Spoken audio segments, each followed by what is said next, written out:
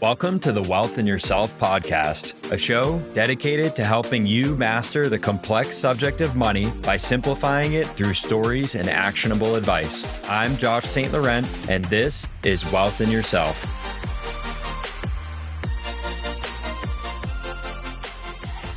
Welcome to the Wealth in Yourself podcast, where we help people to design their ideal life and take control of their time and money. I'm your host, Josh St. Laurent. Today, we're joined by Jason Roberts. Jason is a national speaker and peak performance coach who has dedicated his life to studying the formulas for success and implementing these habits to create massive results in a fraction of the time. Despite growing up in a broken household and being a college dropout, Jason has successfully built 11 of his own companies, 10 of which generated over $1 million in revenue in their first year in business. His businesses have brought in well over $100 million in revenue, and he has helped tens of thousands of people grow and scale their businesses in industries like real estate investing, medical practices, insurance, construction companies, and medical spas. Jason, welcome. Glad you're here. Thanks, man. Good to see you. How you doing? Really good. Really good. I've been looking forward to this. Yeah, let's just dive right in. Like, for the people listening who maybe aren't familiar with your journey, can you just tell us about the journey, like from starting your first business to now being the business and mindset coach? I don't know how much time we have, but I'll keep the story part short. It's a long story. I grew up in a small farm town, Troy, Missouri, about an hour outside of St. Louis. Parents split when I was 12. And so my dad, he kind of disappeared from the scene, and my mom was stuck raising three boys with not a lot of money. She's a full-time nurse, beautiful woman, and she did everything she could do. But I mean, three kids and no financial support, it wasn't an easy thing. And so I think kind of from a young age, man, I saw her struggle. You know what I mean? Like, I saw her sacrifice. I mean, she didn't buy herself clothes. She didn't buy herself anything. And I saw somebody that was sacrificing their entire life for the benefit of someone else. Yeah, it was her children, but like, you know what I mean? Like just the sacrifice of that. And so from a young age, my mind was always thinking about what could I do to bring in money that would take some of that burden off of her? And I think that's, I didn't have entrepreneur role models. I didn't have any business owners in my family. I didn't have anybody to look up to. I looked up to the people I saw on MTV that, had nice cars and big houses, And so from a young age, I kind of thought about that. And as I turned 18, my mom said, you either need to get a job, full-time job, or you need to go to college full-time, one of the two, but I can't support you, And so I enrolled in college, community college, and I got a full-time job. The first real job I had was at a collection agency. And I don't know if any of the audience has done that job before, but it's not a really fun job in the scheme of, like, unless you like getting cussed out and yelled at for 8 hours a day, you know what I mean? Like, you're calling people on their 6-month-old Discover card, and surprisingly enough, they're not super excited to hear from you when you're on the phone from them. So side note of that was my first year there, I made $70,000, and this was in 98, 99, long time, 25 plus years ago, whatever. And so my buddies there at Mizzou, they're getting a 4-year degree, and they're hoping that when they graduate with their 4-year degree that they could land a job that paid half as much as I was already making. And so, I didn't have any role models. I didn't really have a sounding board. I didn't have a mastermind group. I didn't have a coach. I just, as an 18-year-old kid, I said 70 grand a year is better than the 40 they're going to get when they graduate. And I won't have 4 years with the student loans. Not that college is bad, but I mean, that was my 18-year-old mindset, right? And so I dropped out of college. And at the same time, though, man, I remember walking into that place every day. It was an ocean of cubicles. And I remember walking in there every day. And, I see people that are 30 years old and 40 and 50 and 60 and 70. And I remember thinking to myself, like, I don't know why God put me on this earth, but I know it's not for this. And not that was wrong. I just felt like there was something else that I was put here to do. And it wasn't to walk into an ocean of cubicles for the rest of my life. And one of the guys that I worked with, and this is how this stuff happens. One of the guys that I worked with left the collection agency and got into the mortgage business. And he was good friends with my boss. He made like $100 grand his first year doing home loans, which is awesome. But I mean, it didn't really trip my radar a ton. His second year, he had made almost $300,000 writing home loans, for people to buy a house. And I went to lunch with him. I kind of called him out on it. I was like, no way, man. And he threw his pay stub down on the table. It was like 286 or something. And this was October. And it was in that moment that I thought, you know what? Helping people buy a house sounds like a whole lot more fun than calling on these delinquent credit card bills. And 300 grand a year is better than the 70 or 80 that I'm making. And so I called down to the Missouri Division of Finance and I said, what does it take to open a mortgage company? And they sent me this packet in the mail. Took me a couple weeks to go through the whole thing. But after I went through all of it, there was only two things I didn't have. One was 50 grand in cash and one was $1 million surety bond. And I found out through my insurance agent, surety bond was easy to get as long as you had good credit, which I did. And I just needed 50 grand in cash. So I saved up $50,000 over the next year. And on April 15th, 2001, a couple weeks after my 21st birthday, that was my last day in corporate America, man. That was my start of entrepreneurship. Part of the reason I've had the success that I've had is just because I probably screwed up or made more mistakes than most. And so I hope that through some of these stories of mistakes and things that we learned from, some of you guys can save 10 or 20 years from doing the same thing. That was kind of my start, man. That was the first business that I created. I woke up that morning and I thought, oh my God, what did I do? I spent the whole year trying to figure out how to open the business, and I didn't spend any time figuring out how to run the business, how to grow the business, or even, you're going to laugh and think that I'm crazy, but I didn't even know how to completely take a loan application the day that we were open for business. I opened a mortgage company. I don't know how to take a damn loan application the first day that we're there. So, this is just the things that you do. I'm a big proponent though of action of, jump out of the plane, build your wings on the way down. That's how we learn. That's how we grow. Yeah, absolutely. So it sounds like the very first business was the mortgage brokerage. Something went right? Because you enjoyed it enough to go start 10 more businesses. I do want to go to the big lessons though. You mentioned man, I made some mistakes along the way, learned from my mistakes. Can you talk about, throughout the 11 different businesses, what were some of those big lessons that you learned? Man, I've got a lot that I could talk about. One of the biggest ones that I can think of, the first one would be, we grew that company from the spare bedroom in my condo to about 100 employees. We went to about $20 million a year in annual revenue, just to give perspective. We're the number one rural housing lender in the state. So, we did some things right. I was just a kid, I knew early on that I can try to figure this out all by myself, or I can go find somebody that's already getting the result that I'm trying to get and model that behavior. Even young, I at least knew that. Then 2007 came and we went from bringing in millions of dollars a month in revenue to losing 100 grand a month in revenue, overnight, and every month after month. We had room for 100 people. That was a machine that you can't just shut off because revenue shuts off. And over a 2.5 year period of time, I went from being a multimillionaire to being homeless. For real homeless, Chapter 7 bankruptcy, lost my house to foreclosure, cars repossessed, and I wasn't financially irresponsible, man. It took 2.5 years for me to run out of money, but it doesn't matter how much liquid reserves you have. If you've got debt and you've got those payments every month, at some point, if the tide doesn't shift, you're going to run out. The three biggest lessons that I took out of that are, when I got to that place, I said, okay, enough's enough. I've got to figure out a new plan. There was three things that I kind of extracted out of my success that I think people should model. Number one is you have to have a recipe or blueprint. I don't care if you want to be a real estate investor. I don't care if you want to be a home builder. I don't care if you want to own a law firm or a dental practice, whatever it is, you've got to have a recipe or blueprint. I don't mean goals. I mean a clear, decisive plan of what needs to be done on a daily basis in order to achieve the result that you're trying to achieve, right? It's a math equation. It's not luck. It's not wing it. What I've learned is that, 90% of new businesses fail within the first 5 years. 10% of them succeed. I, for some reason, have had success in every one that I've done. Not success all the time. I'm not saying, hey, look at me, but we've had extraordinary results. So I'm in that 10%. And I really started to dig into why?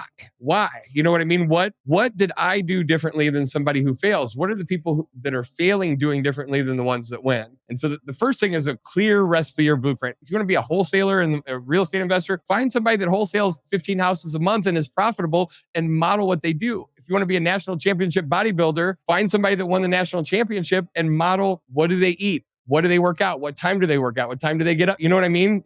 That's a recipe or blueprint. A goal would be to say, I want to win a national championship. A recipe or blueprint would be to know what to do on a daily basis in order to achieve. The second thing would be massive action. You've got to condition yourself to take massive action. And this is one of the things I see people, they have the recipe, they have the blueprint, they know where the gold's buried, but for some reason, they're not taking action on it. And what I have found over time is that the reason that people aren't taking action is fear. Fear of failure, fear of the unknown, fear of loss, any of those types of things. And lots of times they're stories, man. They're things that we have built in from the time that we were kids. We can talk more about that. The third thing I want to give them real quick is a coach or a mentor. And I'm not here to sell coaching or mentoring. What I'm saying is that successful business owners hire the mentor first and then build the business. New entrepreneurs that don't know what to do, they say to themselves, once I have some success, then I'll hire a mentor or coach or join a mastermind. Once I start to make some money, then it's an if-then thing. And the problem is that's why 90% of them fail, because by the time they muddle through it for 6 months, they reaffirm their own story of this doesn't work, or this is too hard, or I don't have the money, or I don't have the time. And the reality is you just didn't do it right. And I'm not making it, I mean, you're talking to the guy that screwed this up for the first 12 years. So, I mean, I'm certainly not casting judgment. I'm trying to help. But every business that I have ever started and grown, the first thing I did was found someone that already is getting the result that I'm trying to get. And I brought them in from the very beginning.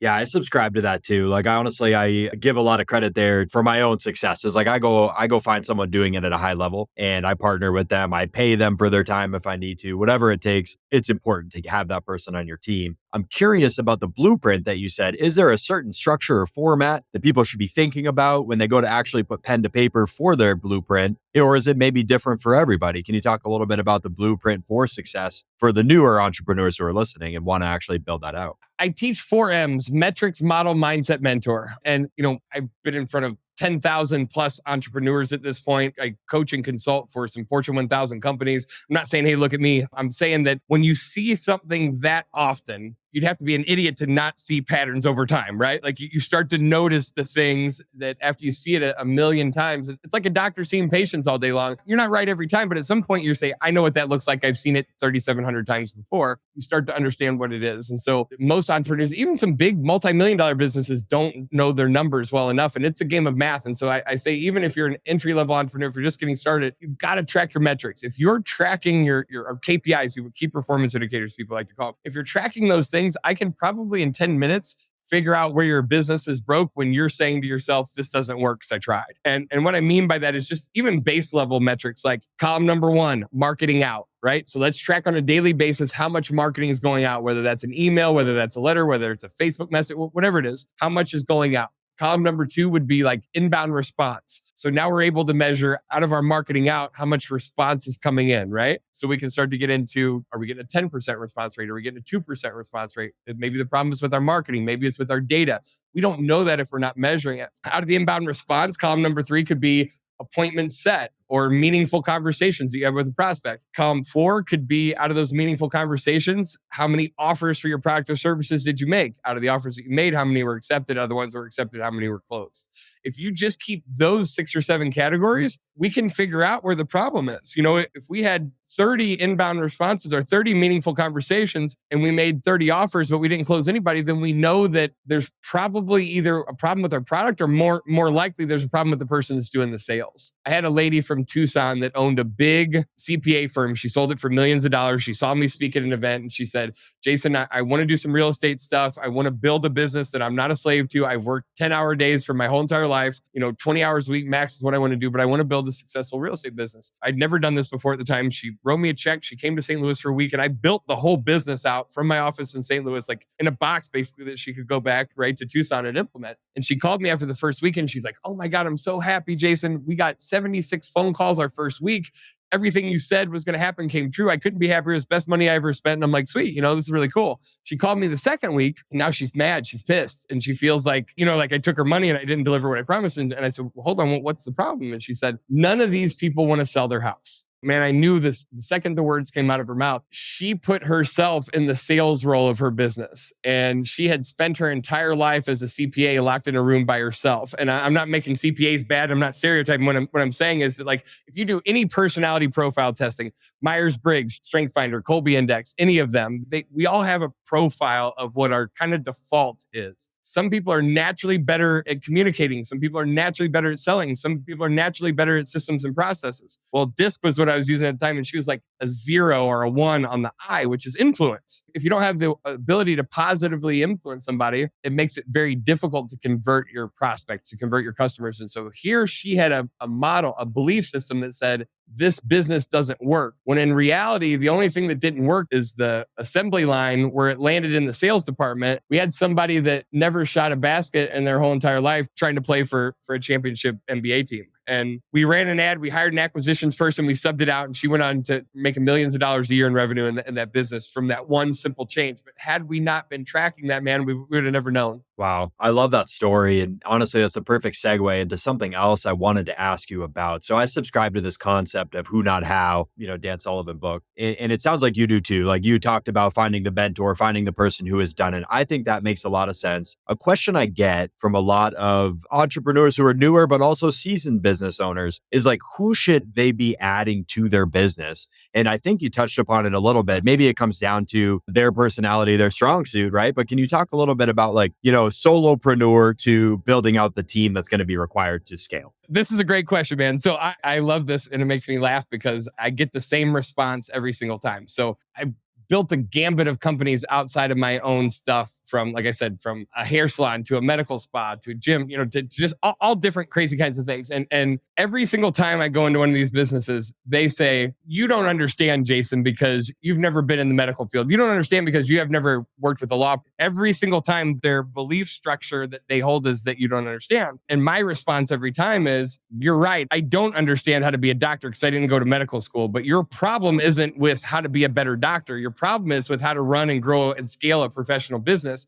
That's where I'm the expert. You're right. I don't know how to be a doctor, but your problem isn't how to treat your patients better. Your problem is that you're working 80 hours a week and you're a slave to this business and you can't grow it and scale it because you have a belief system that says you're the only doctor that can do this job. And I mean no disrespect, but it's just simply not true. And if you don't believe me, I know some people are listening to this and they already are probably having resistance to it. If you don't believe me, I can show you a million examples of businesses where when I came in, they were working 80 hours a week. And by the time I was done, they were working 20. And they went from $2 million a year in revenue to $6 million a year in revenue in 2.5 years. You know what I mean? Like I can show example.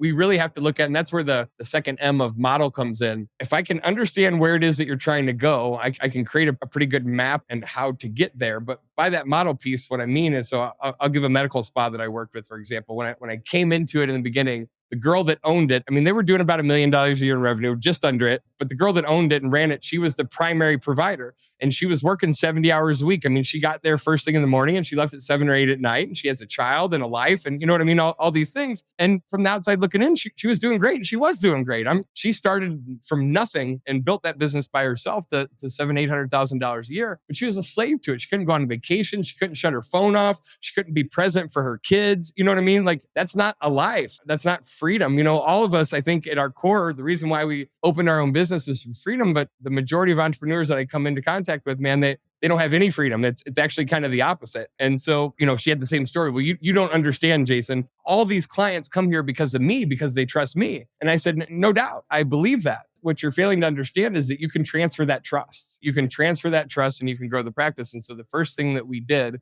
was we started running ads to hire another nurse injector, right? It was a nervous process. She was super resistant to it. Well, what if they don't do as good a job as me? And I'm like, well, that's why we got to hire 4 and keep 1, because the other 3 aren't going to be good. And this is another thing, man, there's so much that we can talk about, but entrepreneurs, including myself in the beginning, we have this mindset of nobody can do it as good as me. And so if that's your belief system, then you're subconsciously looking for reasons to affirm that belief. And so you hire one person and that one person that you hired isn't so great and you keep them longer than you should. And it's super painful to fire them. And then by the time that whole process is over, you throw your hands up in the air and say, doing it myself was way easier than that. Like this is what everybody does, right? What I can tell you is that, you might have to go through 8 people to get 1 or 2 that are good. But the second that you get 1 or 2 that are good, now you can build again. Now you can build again. And to show you proof in that story, she hired 4. One of them was a rock star. One of them was really, really awesome. And she stuck. And the owner was able to transfer probably 95% of her book of business to that new nurse injector. So now she's completely free. I think she just worked like for 2 hours a week on Wednesday with clients and everything else. She didn't lose anybody. As a matter of fact, they grew. This is about working on your business instead of in it, right? So now she's not working in it anymore.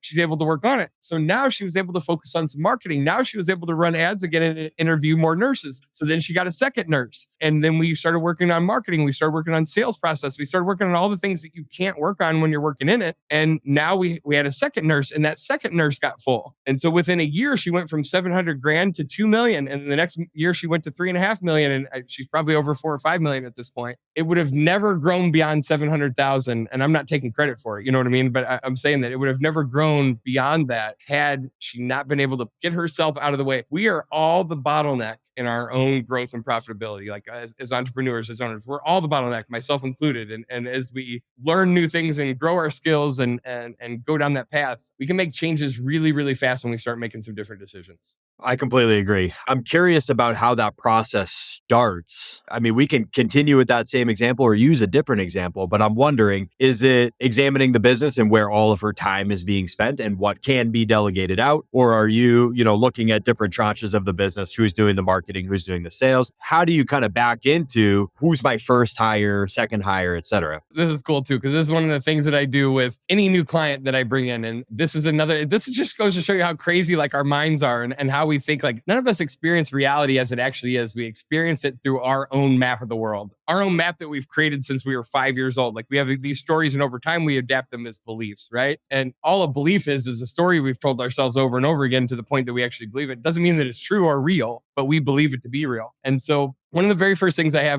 ask anybody that knew that I work with is, what's your unique genius zone? What's the one thing that you're like really, really good at and you love to do? Because that's what moves the needle the most, right? And then my next question is, what % of your week do you feel like you're operating in your unique genius zone? And every time, the answer that I get is between 70 and 80% every time. And now that I've done this 1,000 times, I know that that's never true. It's never true, but they believe it to be true. And so they're operating as if it's true. And so I give them this simple document. It's just a work log. It's the dumbest thing that you would think would have no positive impact, but it's an absolute game changer. The whole premise of it is when you get to work in the morning, when you start your day, you document the time and you document what you start working on. So let's say you get to the office at 8 o'clock and you open up your email. So you're going to write 8 o'clock email, and you don't have to make another journal entry until you shift task, until you start to do something different, right? So let's say 8:05, the phone rings. Now you switch tasks. So you got to write 8:05, answered call from client or whatever. And then maybe it lasted 5 minutes. At 8:10, you went back to email. So you only have to document when you change things. And I want you to just do this for a week. I did this with a guy who's got a $7-8 million a year business just not all that long ago. And he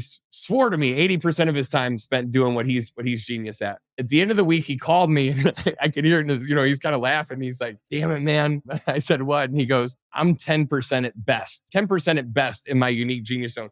90% of my week is spending time doing things that I absolutely should not be doing. I share that story because anybody that's listening is thinking, oh, that isn't for me. I'm spending 80% of my time where I'm good. Maybe you are. And if you are, then hell yeah, congratulations. I would encourage you though, to just try it and see. And kind of the formula for all of that is once I'm able to extract people from spending time, I do this dollar per hour exercise at our live events. Have everybody, how many hours a week do you want to work? That's how many hours a year. How much money do you want the business to pay you within the next 12 months? And then we divide that out and it gives you how many dollars per hour you need to be earning during your time. And anything that isn't paying you $1,000 an hour or whatever your number is, then you can't do it. And it's a really cool filter because like in corporate America, there's different departments, right? And there's employees and there's structure. When we go in to open up our own business, we, for some reason, assign ourselves to every single job. We're the salesperson, we're HR, we're accounting, we're bookkeeping, we're lead gen, we're all the things. But most of the stuff that it takes to make most businesses operate is not $1,000 an hour work. And so every minute that we're spending in it instead of on it, we're screwing up that math equation. We're taking our dollar per hour from $1,000 down to $20.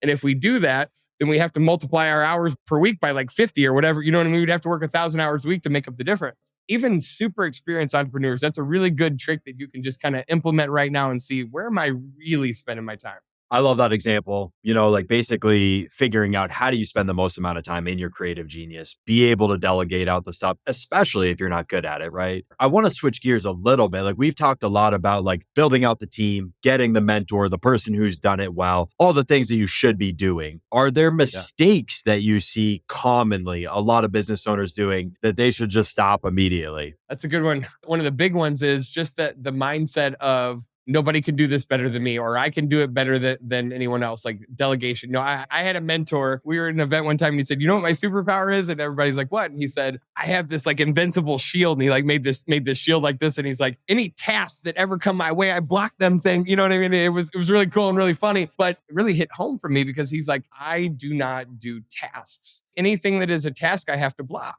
And I see so many entrepreneurs that are constantly bogged down with task-related stuff, with things that should be delegated with. Even some of the entry-level entrepreneurs that I work with, like I'm helping a guy that has a construction company in Texas, and he's one of the best builders. The quality of work, top notch, but he's a one-man band. It's him. When the call comes in that I want my basement remodel, he's the one answering the phone. He's the one driving over there to do the bid. He's the one drawing up the plans. He's the one submitting the paperwork. He's the one collecting the invoice money. He's the one doing his books. And he just had this belief system around he was the only one that could do those things. And if he didn't, we would get messed up. One of the very first things that we did was just hire an assistant. And I think everybody's mindset is, well, where am I going to get the money to hire these people, Jason? Like, you're saying that we need to build a team and all this, but where's that money going to come from? I'm just getting started. 5 or 10 hours a week with somebody at $15 an hour can make an enormous impact in how quickly you get to positive revenue. If you were to drop me off in a city that I've never been to in my life with no resources, no cell phone, no money, no nothing, and say, hey, you need to start $1 million business from scratch with no resources, nobody, the very first thing I would do is find a right hand, an assistant. And they would say, well, how are you going to do that? You don't have any money. Not everybody works for money. Like, we have this preconceived notion because if we're listening to this podcast, we're probably money motivated to a degree, right? But like the rest of the world, one of the best employees I've had out of literally thousands of employees, her husband worked for MasterCard corporate. He made really good, well in mid 6-figure income. And she applied for a marketing position for $10 an hour. And she didn't even want the money. She's like, it's not about the money. She's like, my kids finally got to the age where they're going to school. I've been a stay-at-home mom. I want to have some human interaction. I want to be part of a team. I want to laugh. You know what I mean? I want to be able to spend a couple hours with some adults. You know what I mean? And within a couple of years, she was running 4 different companies and had a really good salary and, for us. And so I say that in that shift your mindset up a little bit.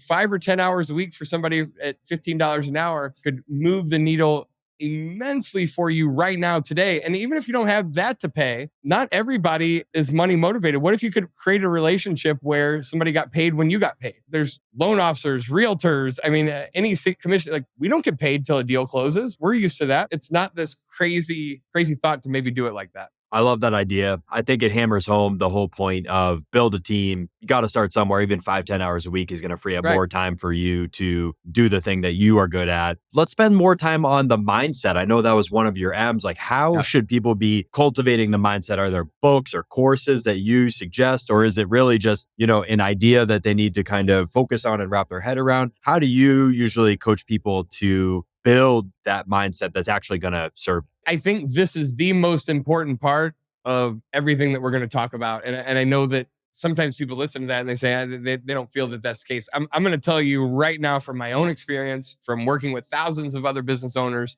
80% of success in anything is psychological and 20% is mechanics.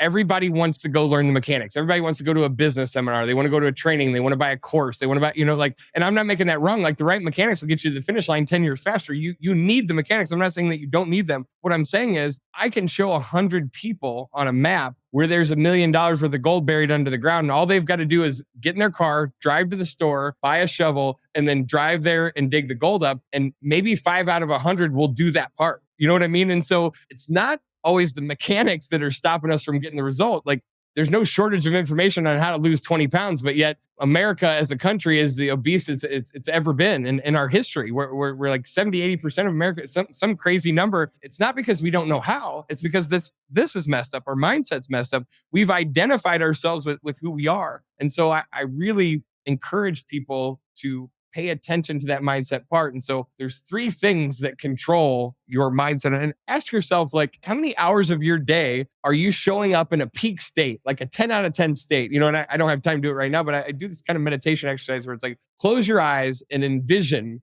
a time where you felt the strongest that you've ever felt, where you could like bulldoze through anything, where you could, any obstacle out in the way, you were just going to crush it. Think about a time and you're like, close your eyes, like relive that moment. And in a short period of time, a couple minutes, I can bring somebody from a level 5 state to a 10. And it's not just about bringing it, but it's about showing people that how quick can you change the state that you're showing up in? How quick can you change it? You can change it in an instant, right? You can also go from a 10 to a 2 when you're on the highway. I mean, we were driving back from St. Louis to Michigan last night, and these truckers thought that I had my bright lights on, I guess because my lights are, but I didn't. And they're all flashing their lights and they're getting pissed, and then they box me in, 3 of them, and they're flashing their lights and they're slowing down. I mean, I went from being level 10 happy to like wanting to run people out. And I'm not even that guy, but I was so mad. And then I had to like, Jason, what the hell are you doing? Like, nothing good comes from that deprived state. Nothing. And I have a choice to be pissed for the next hour, 2 days, 2 weeks, or to instantly change it. But think about that in your business. Think about it in your marriage. Think about it in your relationship with your kids. Like, where do you reside? What is your kind of emotional resonance? Is it a 5? Is it a 6? Where is it? And what are some things that you could do to shift that state? And then ask yourself,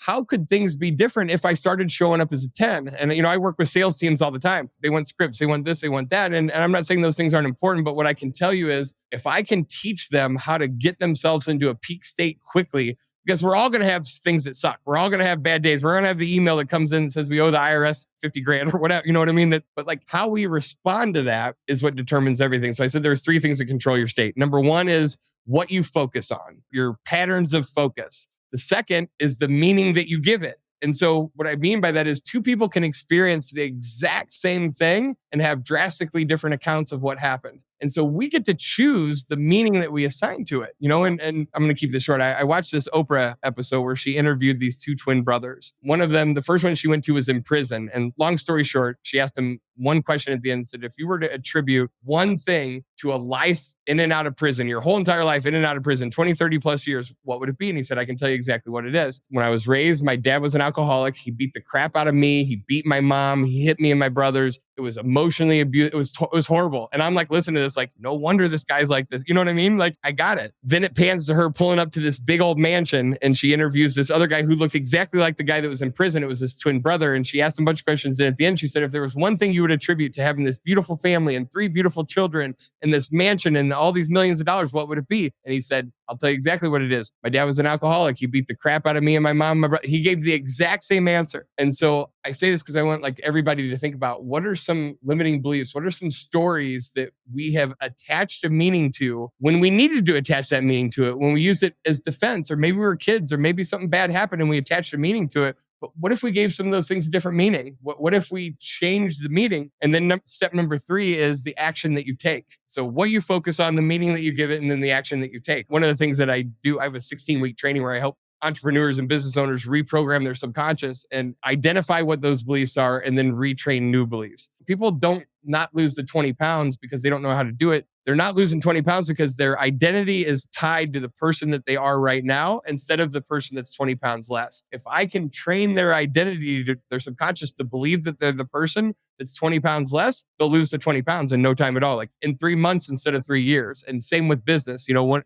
guy in Texas I told you about, he had this set of beliefs that nobody can do it as good as me. If I hire people, they'll steal from me. If I hire people, they'll copy my systems and be my competition. He had all these beliefs. Those are the beliefs of somebody that's a solopreneur, right? That's all it can be. What is the guy who has a $10 million a year construction company with 50 employees? What are his belief systems? Because he doesn't believe that if he hires someone, right? Because if he believed that, he wouldn't have 50 employees and a $10 million a year business. So if we can identify what those things are on this side and we can train ourselves to realign with that now, we will automatically and subconsciously gravitate towards it. And I know that sounds woo-woo, but I promise you that is the key to everything, man. I think it's spot on. I've got this background in financial therapy and we see it in clients all the time. These money beliefs, money doesn't grow on trees, or you have to grind and work 60 hours a week to get ahead. Exactly right. And, you'll never change their mind. They have to do it themselves. They have to kind of reformulate that belief. So I absolutely believe in that. I'm thinking through to your 4 M's. I think we still have one to kind of dig deeper into. So you've got the mentorship, right? You got to find someone who's been there, done it, that you can learn from, whether that's a coach, or just someone achieving at a high level in your industry. You need to who, not how, kind of build the team out, free up your time for your genius. You've got the mindset, and you need to really focus on your own belief system and how that's probably getting in your way and how you're the bottleneck in your business. What am I missing? I know there's another M that we hadn't. Yeah, I think we kind of indirectly covered a man just in conversation. It's metrics, model, mindset, mentor. And the model one, I think, is the one that we were kind of missing. But we got into that a little bit. Where we're kind of just talking about putting the right person in the right seat on the bus. People always say, well, isn't the motto slow to hire, quick to fire? And I've always been a proponent of quick to hire, quick to fire. What I mean by that is, like, I used to associate pain. Once you understand human psychology, you'll start to understand why you're making the decisions that you're making in your business. But I used to associate a lot of pain to hiring people because that wasn't a fun process to me. I used to associate even way more pain to firing people. And so, man, think about that model. And I'm sure a lot of people listen and feel the same way. So if that's your model of the world for business, you're going to be in that 90% that fail category. I'm not casting that on you. I'm just simply saying that if that's your belief structure, then those are the results that you're going to get. And the results that you're going to get is that you're never going to grow and never going to be profitable because you believe that it's painful to hire people and you believe it's painful to fire them. So what that means is you're going to drag out hiring somebody forever. And then you're finally going to hire somebody and they're not going to be good. And you're going to let them stay there for 6 months because you don't want to feel the pain of firing them. And then what you're going to do is you're going to tell yourself, see, this is why I didn't want to hire anybody because I knew this was going to happen. You're going to reaffirm your story that it doesn't work because that's what's inside your comfort zone. And you're going to be on this perpetual cycle of this, over and over and over again. What I would condition you to say is, and this is what I had to do to my own self. So I'm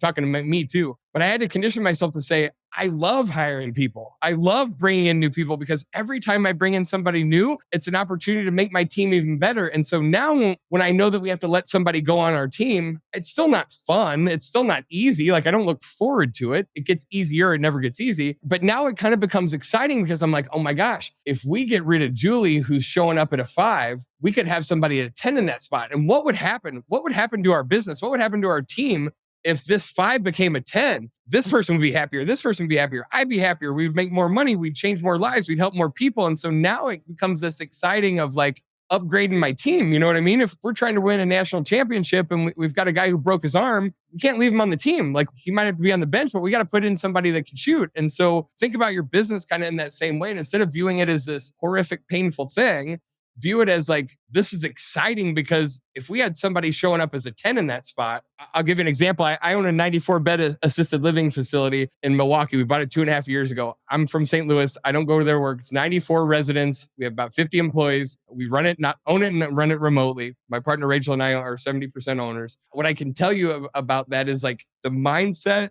from when we took that over to what we shifted into now, we had 3 administrators and the one guy, he just wasn't doing a good job. We knew we needed to get rid of him. We left it go on way too long. And this is crazy. We knew we needed to replace him, but we were rehabbing it in real time. We made all these excuses. We got all these different projects that we can't lose him right now. And he quit. He ended up quitting. And him being gone, the other 2 administrators and some other people that were already on staff were able to pick up what he did. We are running better, more efficiently, more happy, more profitable. We didn't even replace him. He was slowing the train down more than he was. And that's like, it's crazy to think that that's possible when you've got 3 administrators for 94. Like everybody needs to be carrying their weight. Him being gone and the other people that were good picking up his task is more efficient than it was when he was there. I had to bet my paycheck against that. These are all like real-time lessons that we learn and we see that like putting people in the right seat on the bus, but getting people off the bus if they're not a good fit, because we tell ourselves, well, at least having somebody there is better than having no one there at all. Not all the time. We've kind of adopted this. We only work with A players.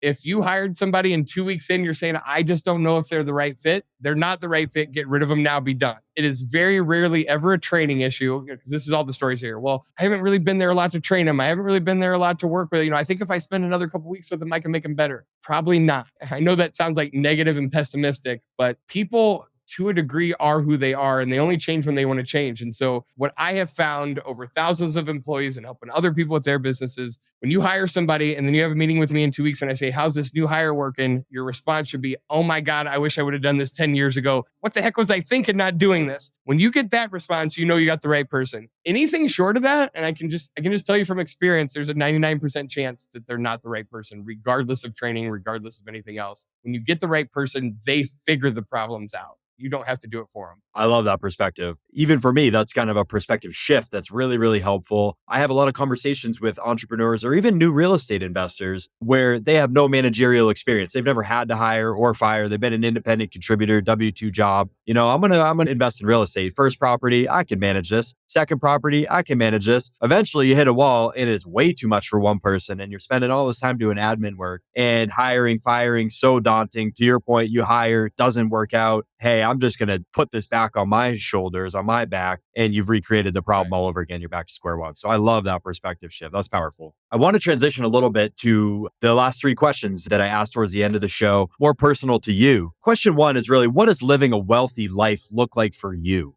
For the first 12 years I owned a business, I was an absolute slave to it. I mean, I was there at 5:30 in the morning, first one there, last one to leave, 6, 7 days a week. I was on this. If I work really, really hard right now, then someday I can have this great life train, and I think there's positives to that, but it was built into me that your job as a man is to work and provide. I still believe that, but I associated that with hours. You know what I mean? I associated that with 10, 12, 15-hour days. And I had a mentor come into my office, and he looked right at me and he goes, you know what? And he said it kind of with an attitude. He goes, you think you're really special, don't you? And at first I thought maybe he was kidding. I'm like, no, what do you mean? And he goes, you just got an attitude about you. Like you really think you're somebody. Like he was challenging me, and I didn't know why. I mean, I'm a nice guy. I don't know why you know what I mean? He goes, I know all kinds of guys like you. I know all kinds of guys that are really good at business, that anything they touch turns to gold, and this and that, and make millions of dollars a year and think they're cool. But what you're doing, what you're doing is you destroyed a marriage. You're a crappy son. You're a shitty brother. You're you know what I mean? Like and like he's saying all this stuff like in my face. I just met this guy, and he's like, you're sacrificing everything in your life that you told me matters. And I'm like, what do you mean? This is my argument, right? I'm working 80 hours a week for all those things so that I can take them on vacations and I can buy nice and do all the stuff. And he's like, did you ever stop and ask them what they want? You think they care about a new Mercedes in the driveway as much as they care about you being present? Do you think your mom cares about going on trips to Mexico more than she cares about you showing up for her birthday? You know what I mean? Like he got in my business, and he goes, I'm not impressed at all by you. You know what would be impressive? What would be impressive to me is if you could figure out how to make more money, grow more business, help more people in 3 hours a day instead of 10. Now that would be impressive. And man, and I was pissed, and we kind of got in an argument, and he left, and I was mad. You know what I mean? Like I was mad about it, but it started to eat at me every day because no one had ever told me that before. And it was that bit of advice. People think that when I get there financially, then I'll start working 3 hours a day. It was me in that moment deciding that I was going to figure out how to grow my business bigger in 3 hours a day than I could in 10 hours a day, that turned me from a solopreneur to entrepreneur. A lot of other things, but the main thing was the mindset shift of, I still have the goals. I still want to hit these numbers, but now I got to figure out how to hit them in 3 hours a day instead of 10. You make different decisions. You delegate more. You create up systems. You build processes. You get yourself from working in it and you start working on it. And that time constraint forced me to do it. And then there was this whole process where you said your health's important to you, but you've been saying every day that you want to go to the gym today, but for the last 10 years, but you never go to the gym. I know a lot of people can resonate to that. So guess what? You're going to the gym at 2:00, and my brain was like exploding. I can't go to the gym at 2:00. 2:00's work hours. You're going to the gym at 2. And so that was my first step in remission from being a workaholic, was my work day cut off at 2. Now I work 3-4 days a week from 10 a.m. to 2 p.m. period. End of story. And we've got 6 or 7 companies. We're into the 8 figures in revenue annually. I'm not saying, hey, look at me. I'm saying that I did all this the wrong way. I hurt a lot of people. I made a lot of mistakes. I sacrificed a lot of life, man. I don't want to give anybody any business advice without the caveat of, you can do it the right way and have all the freedom that you want, but you've got to design it that way from the beginning. It's not a destination that you arrive at. That's so powerful. That time is a resource we can't get back, right? So trading time for money is just not worth it typically. Absolutely right. So if you could give one message to someone working to gain financial freedom who isn't there yet, what would it be? People aren't going to like to hear this, but I'm going to say it because it's what I believe. Get rid of debt. We can have a whole day-long debate on good debt, bad debt. I don't disagree. I believe that debt can be used in a positive way for some things. What I will tell you is 78% of America lives paycheck to paycheck. 78% of America lives paycheck to paycheck. So most debt is bad. It keeps you enslaved. The reason why you can't leave corporate America isn't because you haven't figured this business thing out. It's because you've got to pay your $3,000 a month mortgage and your $2,000 a month worth of car payments and your $500 a month motorcycle payment and health insurance. You know what I mean? That's why you can't take a risk, or that you feel like you can't take a risk. That's the golden handcuffs, right? I've helped hundreds of people, if not thousands of people at this point, transition from corporate America into full-time real estate investing or self-employment or whatever it is. One of the first things that we do is create a debt elimination plan. I help people figure out how to make their side hustle make more money in 10 hours a week than their corporate job makes in 40 hours a week. Take some of this side hustle money, and instead of going and buying more shit, we take that money and we pay down, we pay off a car, we pay off a credit card, we pay off the house over time. And Most people think if I could be out of my corporate job in 5 years, I'd be ecstatic. Like that's just the number that people put on it. What I have found is that when people really focus in on what it is that they want to do, we create a debt elimination plan. We get this usually within inside of 2 years. I ask people the question, if I were to tell you have to call your boss right now and quit, what would be the first thing you'd freak out about? And what do they say? How am I going to pay the mortgage? How am I going to pay the this? When we can eliminate those things, think about it right now. You wake up in the morning and you don't owe anybody anything. It's a drastically different feeling. And like, even if you only had $10,000 a month in income coming in, but you had no debt, I'm not saying 10 grand should be your only goal. I'm just simply saying that if you didn't owe anybody a dime, $10,000 a month goes a long way. It just doesn't go a long way when you got to give 3 to the mortgage and 2 to the car payments and all that kind of stuff. Absolutely. So I'm curious on this last question. So if you only had $1,000 and you were starting over, what would be the first thing you would do with that money? I think no matter what type of business that you're in, first thing I would do is find the data, my leads, right? This is a map for making $1 million in a year. Okay. First thing you got to do is find out, like if you're a real estate investor, you got to find data of people that may want to sell. If you want to start a dental practice, you got to find a data of people who want to get work done, whatever it is, we got to pull the data. Second thing that we've got to do, if we've got to skip trace that data, we've got to get contact information for the data that we pulled. The third thing that we need to do is create a marketing campaign around how are we going to reach those people once we have their information. Once we reach them, now we've got to convert them to prospects. So if I had $1,000, I would invest it in data that I'm going to market to, getting the contact information from the people and building it into some sort of system where I can sell those people into the opportunity that I'm trying to create. If you could just only focus on that and the assistant part of like, somebody's going to do a much better job than me of pulling. I mean, you can hire a VA in the Philippines for $5 an hour that can pull your data, that can skip trace, that can do all these things so that you don't have to do it. That's where I'd spend my $1,000, man. And then I'd do a transaction. I'd make $20,000 or $30,000. And now I would take part of that and I'd add to my team. We do a couple more transactions, build the team. Yes. Eventually I'd work myself out and have a business that makes money, whether I'm there or I'm not. I love it. For the people listening who want to track you down online, where is the best place for them to connect with you? I'm Coach Jason Roberts on Facebook or Instagram. We created a 16-week training. I kind of mentioned that earlier. We were talking about something else, but if there's anything that I want to give to you guys, go to www.ultimatesuccessblueprint.com. The 16-week training, it's pretty expensive. It's a whole rewire your subconscious, but we condense it down to about 3 hours. It sells on our website for $1,000. And I want to give it away to your listeners for completely free. You have to put in the coupon code Josh. So you got to put that in as the coupon code. If you don't put that in, it'll charge you the $1,000. So make sure you put that in. But it's my gift to you guys. Start there. It's absolutely a game changer. And then we also created a Facebook group called Transformation Nation. It's free. We just pour value. We just pour, from meditation practices to mindset work to business tips to anything like that. We just want to create a community where everybody gives to each other. Kind of like one of the things I found is that as entrepreneurs, we often feel like we're on an island by ourselves. And I wanted to create a community where if somebody needs some help, we can help them. I love it. That is super cool. We will link it in the show notes, make it easy for everyone listening. Awesome. Just want to say thank you for being here. This has been really fun. Thanks for having me, man. Super cool. Appreciate your time. This has been the Wealth in Yourself podcast, where we help people to design their ideal life and take control of their time and money. Our guest today was Jason Roberts. Thanks for listening, and we'll see you next time. The Wealth in Yourself podcast is hosted by me, Josh St. Laurent, and edited and produced by Ray Haycraft. To learn more about how to make your money work for you, visit us at www.wealthinyourself.com and connect with us on all social media at Wealth in Yourself.